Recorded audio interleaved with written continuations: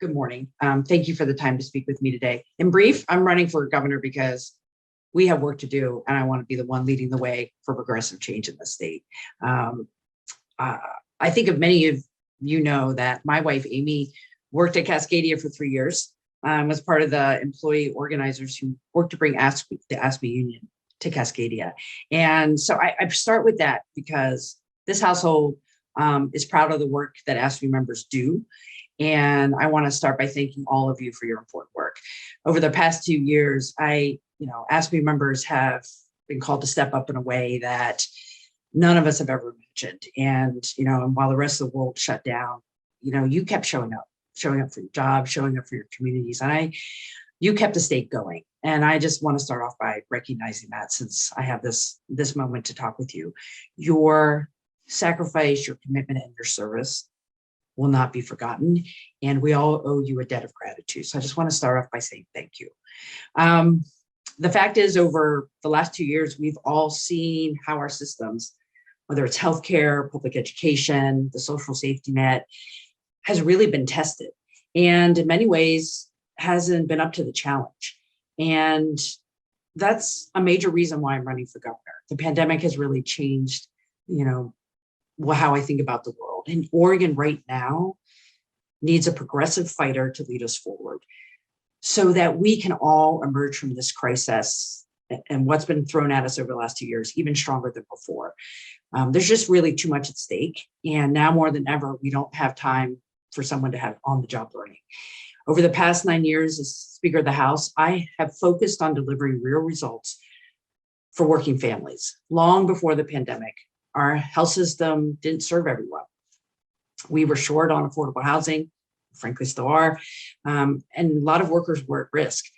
And women's access to reproductive health care was being put to the test. So as the Speaker, I got to work to make our systems work better for everyone, not just the favored few out there. I have worked to advance economic security for more Oregonians by raising the minimum wage, guaranteeing paid sick leave, creating a strong paid family and medical leave insurance program that will get started soon, and also doing things like strengthening the application of our prevailing wage law in public construction projects. I have worked to ensure that all Oregonians have access to health insurance, expanding Medicaid coverage for so many more Oregonians, and protecting health insurance for every Oregon child. And as we know, during the Trump administration, when Trump and his administration were threatening reproductive health care, the right to organize, undermining our environment, I led the legislature to take on those attacks, setting up from a state perspective ways we could protect ourselves, protect our workers, women's access to reproductive health care in general, the natural landscape of our state, and working to make sure that, despite what happened in DC or at the Supreme Court, we would be protected here in Oregon.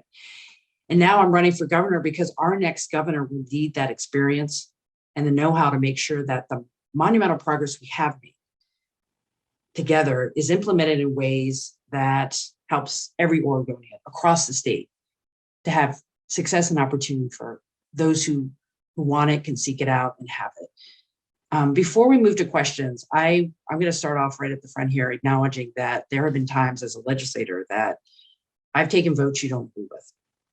And I want you to know that I hear you loud and clear when you've told me how those votes and those decisions have impacted you and all of ASME's members. So I want you to know that I'm listening and that I really want to have a strong relationship with you and everybody on this call this morning. Here's what I can. Go ahead. We will get to that question for sure. Thank you. Oh, for sure. Here's what I can promise as governor. I'm going to always be direct with you. I will never play games. I won't make promises I can't deliver on. And there will always be room at the table for you and my administration to ensure that your voices are heard loud and clear. I'm here today asking you for your support. Right now, we're in the midst of a crisis that has tested everyone in our state in unimaginable ways. And I truly believe in public service. And I believe that Oregon needs experienced leadership to help us recover and move forward together. I've spent the last 14 years in the legislature and the last 9 as speaker working to deliver progress. And that's why I want to be governor. I would ask for your support. Thank you. Thank you. Thank you. So the first question I have for you for members is, You're from Portland and you've only represented people in Portland during your legislative career. And members are curious about how do we know that we can make sure that you're representing the interest of all Oregonians, because our Yes. members are from all over the state. Yep. Thank you for that question. Well, I've taken the job as speaker very seriously in terms of representing the entire state. So let me give you two examples of that. I've had a lot of success working in bipartisan fashion with my colleagues. I represent North Portland, right? As you go into Vancouver, and there, people represent very far-flung places of our state. But I have worked collaboratively to help my colleagues be successful in their own communities. So right after the minimum wage success in 2016, I engaged in a very deep conversation with then Representative Cliff Bentz about what it meant, even with a regionalized approach to increasing the minimum wage, what that meant for his district. He represented at the time the very farther eastern part of the state, part of which is in a different time zone, Malheur County, Ontario, along the Idaho border. And he was saying how that minimum wage increase was going to be very difficult for his communities because of the dynamic of being across the border from Idaho. So I went out to his community and spent at least 3 days there, traveling around his district, listening to the concerns, talking to farmers, ranchers, Baker City to Burns. We didn't go as far as Burns, but we went pretty far, and took a drive everywhere to understand the dynamics of his district. And as someone who lives on a border with Washington, I was like, hey, there's some dynamics here. So what we did is we got to work. We put together a bill that established an economic zone on the border with Idaho, because I had just recently been on a trade mission to China where they have these economic zones and said, hey, why don't we build one for Eastern Oregon? So we created a geographically distinct Eastern Oregon economic border zone that we then attached investment money to and established an advisory board, and took recommendations of how they could be more competitive with Idaho on the other side of the border, because Southwest Idaho is a very economically dynamic part of their state. And I have defended that bill and that relationship and that discussion every session since, supporting the money, supporting them to get their investments, and supporting some bills that maybe people in my district were like, why are we doing this? It's like, that is what they need in their district. And I think that's a clear example of when even as far away of a place as Malheur County and Ontario was successful, we're all successful. The other thing I would mention is, as speaker, one of the things I started was a program where a House Republican and a House Democrat were paired up to visit each other's districts. In my case, in addition to my trip to visit with Rep. Bentz, for example, I was paired up with Representative Werner Reschke, Klamath Falls. Very conservative legislator. We don't agree on a whole lot, but I spent time in his district, traveled around, talked to a lot of folks. We talked a lot about housing and self-sufficiency and water, and things that were very specific to his district, but also specific to mine, because then he came and visited North Portland. He was at the St. John's Parade with me. We went and talked about housing and what was going on in my district, because while we don't always have specifically the same problems, there's a lot of shared concerns: housing, access to education, things that are similar issues, but might look different in different parts of the state, but working together to solve those problems. That's the type of communication and dialogue and style that I will take to being the next governor, because I believe the entire state needs to be successful, not just the folks in the Portland metro area. Thank you so much. So you brought this question up and we're going to follow up. Is during the 2019 PERS reform bill, there was one portion of the bill that targeted the benefits of public employees. It saved very little money and it ended up costing more than anticipated and has caused massive backlog at the PERS agency. Multiple elected officials told public employees that they needed to have skin in the game. And that is why this policy provision was passed. How can we see that as anything other than an attack on public employees when it did very little to actually stabilize the PERS system, unlike the rest of the bill, which we actually could have supported? Yeah, thank you for the question. As I said at the beginning, I believe in being direct. So I'm really straightforward. So I'm going to start off by saying that I know that the vote on PERS in 2019 had real impact on people. And I know it hurt people. I heard that. I hear you now. And I just want to acknowledge that right away. I'm not going to sugarcoat it. The changes that were made to PERS have impacted people's lives and were hurtful. And the decisions at the time weighed very heavily on me and still do. And I'm not going to forget that. You don't forget that type of situation. I do this work to help people. And I don't take it lightly when I have to make tough calls. And this was a painful moment in my longstanding relationship with ASME members. Sometimes as an elected official, you're faced with really impossible choices. In 2019, I felt it was absolutely critical, as did a lot of people. And I also heard from a lot of union members that we needed to stabilize the system for state revenue and education funding. We needed to pass the Student Success Act. It was really critical. I don't think one of us, a lot of folks on this call, I'm sure, didn't want to wait 10 to 20 more years to make these transformative changes in our tax system to fund education. And frankly, by funding education, supporting all kinds of other services. But the only way to get enough votes for the Student Success Act, in particular, was to get Senator Betsy Johnson's vote, to cast a vote to make it happen. And for her, that meant coupling it with actions to, from her perspective, address PERS's unfunded liability. You know, Senator Johnson was crystal clear on that, regardless of what she's saying now. I personally put myself in the room to negotiate the bills because I wanted to make sure that whatever we ended up doing was as good as we could do, because Republicans and Betsy Johnson were willing to cut and gut PERS without a second glance. They wanted to create another tier of lower benefits and gut the system, a very, stable system. And I wasn't going to stand by and allow that to happen. I do believe that we as elected leaders have made commitments for retirement security for our public servants, and we need to stick to our commitments. I know it's going to take time to rebuild that trust. I really know that, and I'm willing to put in the work. We're not always going to agree 100% of the time, but you can count on me to be direct and honest with you. And I'm not going to play games or make big promises I can't deliver on. I'm going to be available to listen, and my door is always going to be open. I hope we can move forward together. I really hope we can. And so I appreciate the question today. And when you mentioned rebuilding trust, we're interested in what does that look like to you concretely? How does that look? How will our members know that you're demonstrating that you're rebuilding trust with the members? And that's a really good question. I think there's a couple ways you do that. One of the reasons that I will be stepping down as speaker in 2 weeks is to have more time to have more direct conversations with folks around the state, including our members. And so getting into the workplaces, understanding what's going on. I think you build trust by building understanding and communication about what is going on, and getting to know each other better. So that would be the first task. As governor, my style has been to not surprise my partners, make sure that we have those conversations up front and early.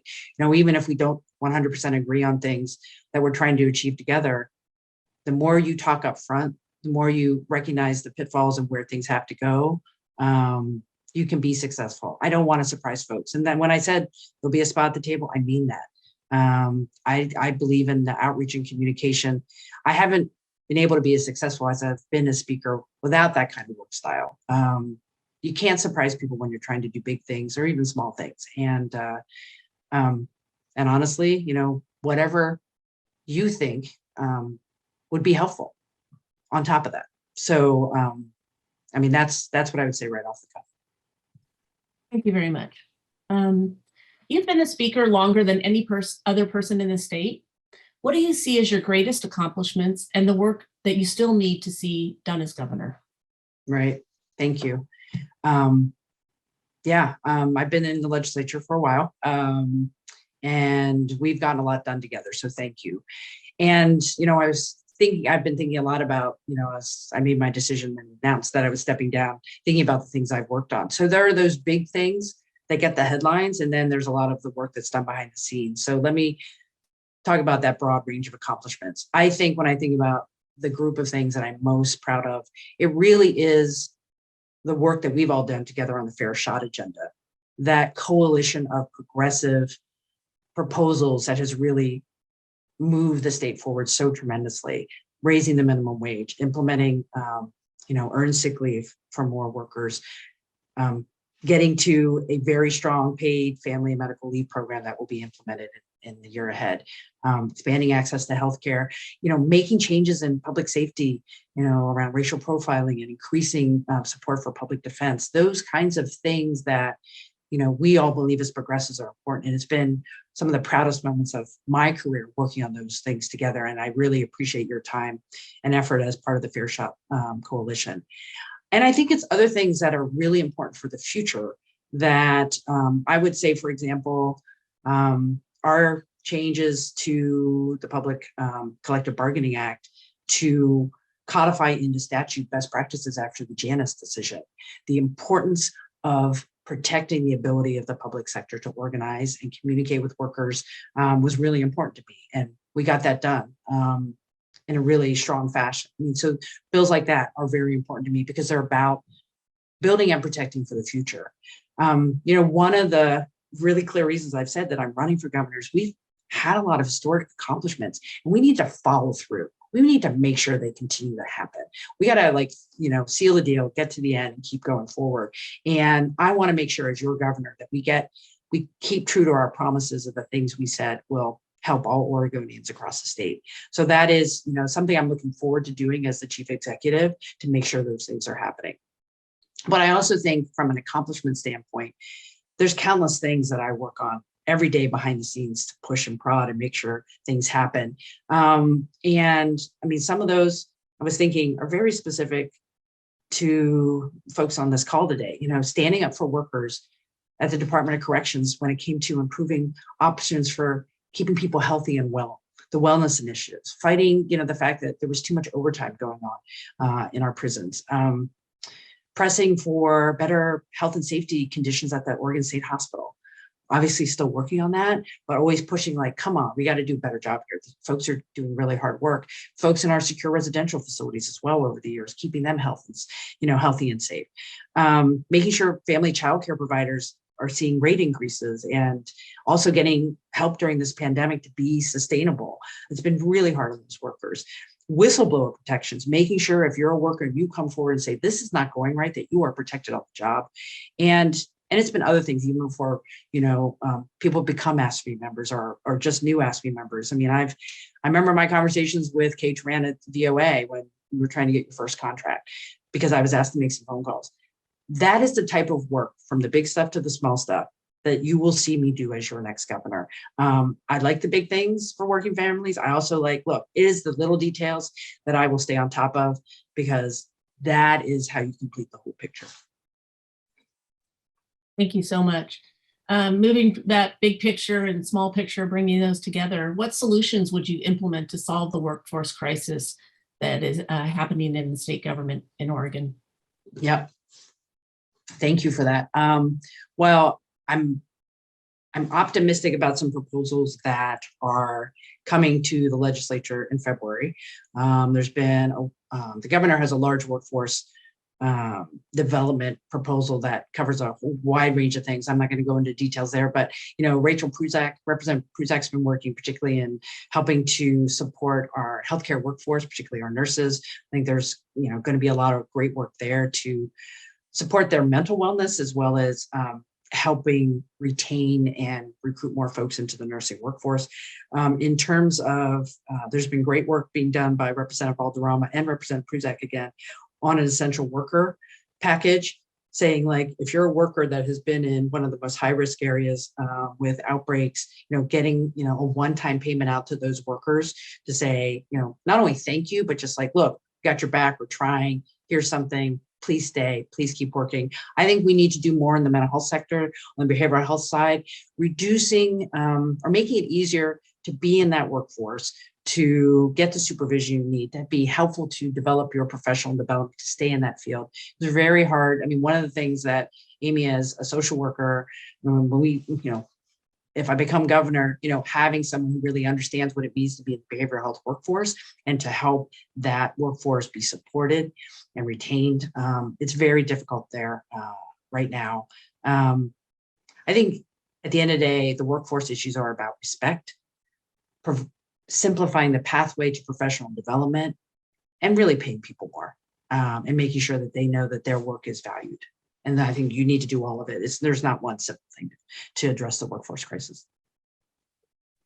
Thank you so much. I want to loop back. You mentioned overtime at corrections, and we have seen it, the overtime issue in all of our 24/7 agencies and programs. And the legislature passed more money to help fix this because of AFSCME's lobbying efforts. But they still, we still have to hire. They have still hired, and the positions approved.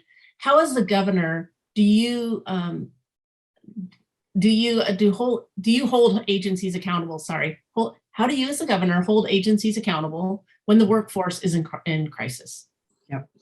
And thank you for your advocacy on behalf of, what is a very hard place to work, particularly in a pandemic. When I'm not governor yet, hopefully, the governor will continue to push on the director to be intentional about how to solve that problem. And I think across state agencies, hiring people right now is very challenging. And I think that's true out in the private sector as well. Here's how I see my role as governor. I think I'm a detail person. I will be meeting regularly with agency heads and really setting expectations and goals of where we need to go.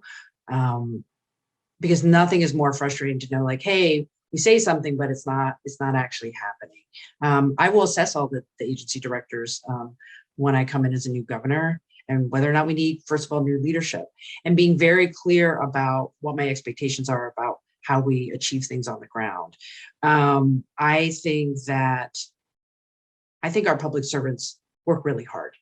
I think sometimes where we fall down is at that management level where we are not supporting our workers. We're not listening to what they are bringing forward as solutions. So we need to listen to our workers. We need to say, hey, how do we solve this problem? Encouraging management as well as frontline workers to take risks, create, suggest new and creative ideas that we could do to make things just work better.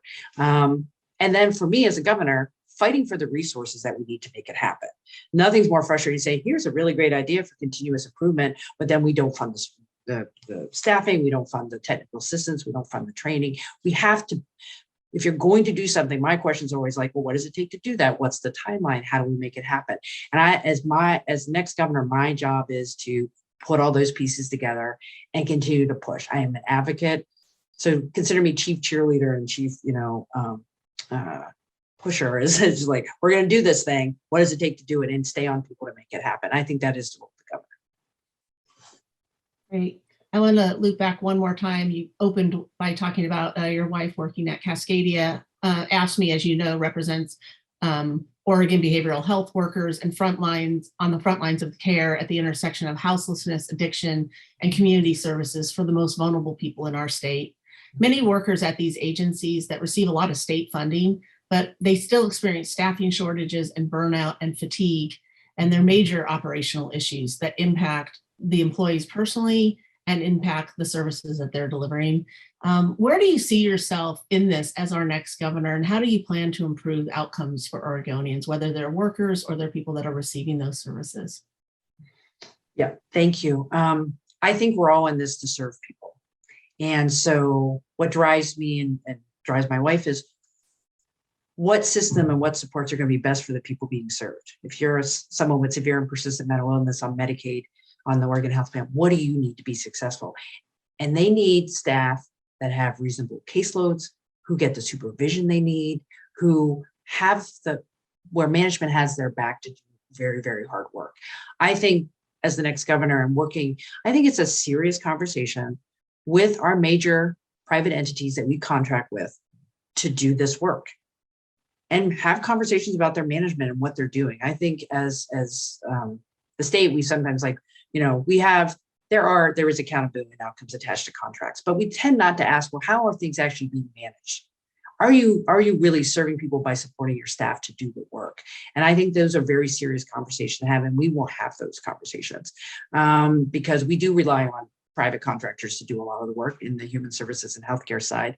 And we want to make sure it's lifting people up who do the work. I think one of the things that we've seen in the pandemic that has been a really good start is tying rate increases and any type of benefit enhancements So if a contractor comes and says, I need a reimbursement increase, it's like, okay, well, how much of that is going to the worker? How much, and what are you doing on supervision? We've been very clear with OHA as we've moved into this 2-year budget. It's like, you need to be asking those questions. The money that is additional money going to these agencies, these organizations, needs to go to supporting the workers, not building up the management. We need to support the workers. They are doing the job. And if we don't support them, we're going to lose them. And we already are. And we need to stop the bleeding in terms of our workforces. You have a final question, and then we'll have some time for closing. How would you have handled the pandemic if you had been the governor? What are some things you would have done same or differently? Most importantly, differently. Yeah, well, certainly wasn't any playbook on the pandemic. And I think for folks who have watched me over the years, I'm really not one for Monday morning quarterbacking. I got to be really honest. I think some good choices were made to keep people healthy and alive.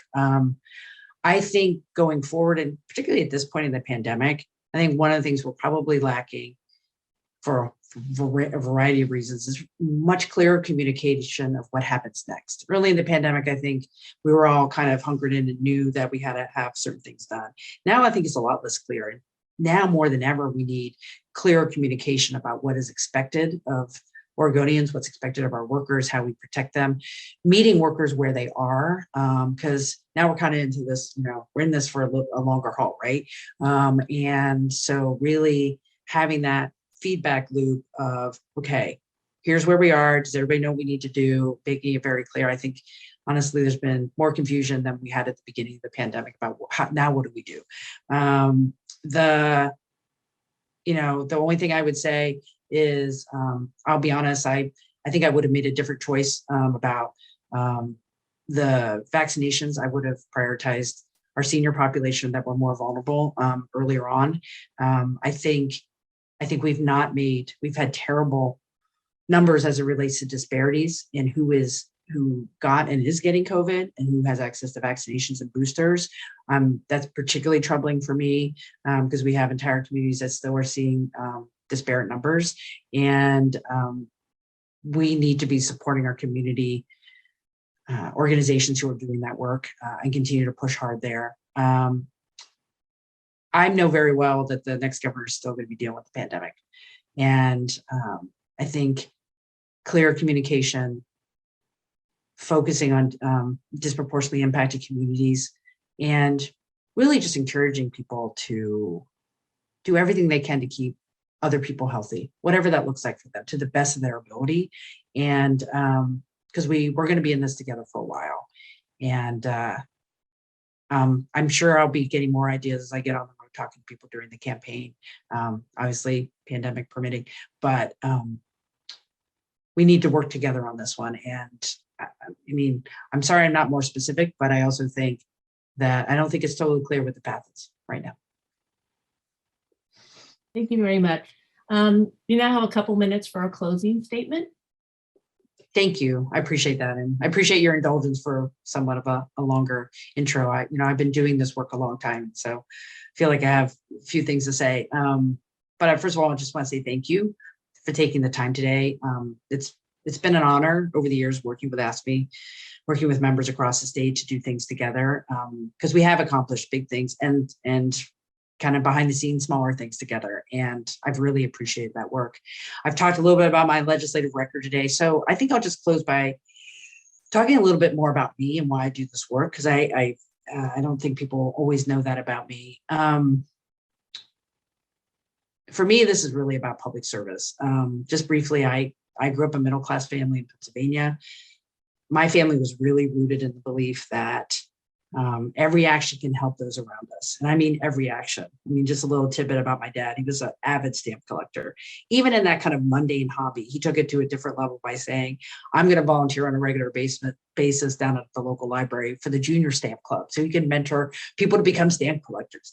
That was my mom and dad, right? They were always in the community doing things. And it was really helpful to see that as a kid and just kind of ingrain that in who I am, that giving back and doing things and engaging in community is just really, really important. Because, when I was growing up, I didn't really want for much. My dad had a good job and My mom was a stay-at-home mom, very solid middle-class family. But when I moved away, I went to Washington, D.C. I first started my college at Georgetown University.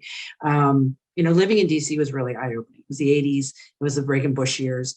And to see people sleeping on the grates in the middle of winter, this was the beginning of what I would say our houselessness crisis in the country started. And I was never more grateful for what I grew up with, but I also became very clear that our world can be better. That should not be happening in the United States of America. So I left Georgetown, I moved to Oregon, and the next stage of my life was moving to Oregon in 1987. I went back to school, I ended up finishing at the University of Oregon. Mind you, I finished debt-free for my college degree because that was pre-property tax reform, so in-state tuition was affordable. I had a Pell Grant, I had work study. I have been helped in a way to make myself be successful. So I believe in government helping people be successful. I came back to Oregon in 1999 after graduate school. I worked at Oregon Food Bank, and 20 years ago, my job was to go around the state and talk to people about what they were experiencing and why they needed emergency food. And it wasn't about the food box. It was about, I'm working 3 jobs and I don't make enough. I don't have health care and I have big medical debt. I can't afford my housing or my childcare. Those things have stuck with me for 20 years. And that has been what I've worked on in the legislature, making sure that those things can be cleared away so people can be successful and not ever have to go in and get a food box. My legislative accomplishments have been about helping everyone be successful. And that's not going to change as governor. I think my record reflects my values and my tenacity to do that kind of work.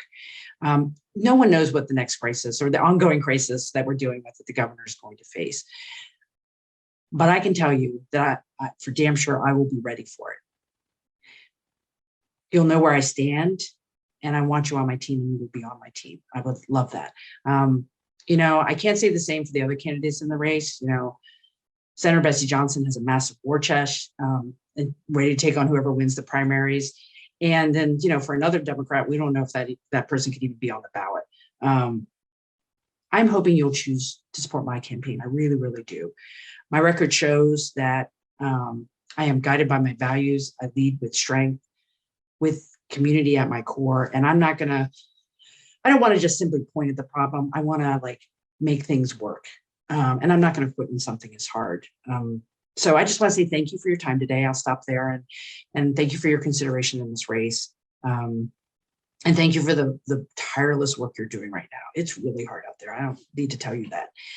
Just thank you for being there across the state and stepping up every day to keep our state working. So thank you very much. So much, Speaker Kotek, and thank you so much for recognizing our workers. We can't say it enough how impacted they have been and what amazing work they've continued to do. It means a great deal to our members that you're willing to meet with us and give us your thoughts on how you would manage the state and the programs and the people that we all care so much about. So thank you very much and have a good rest of your day. Thank you. Same to you. Thanks very much, everyone. Bye-bye.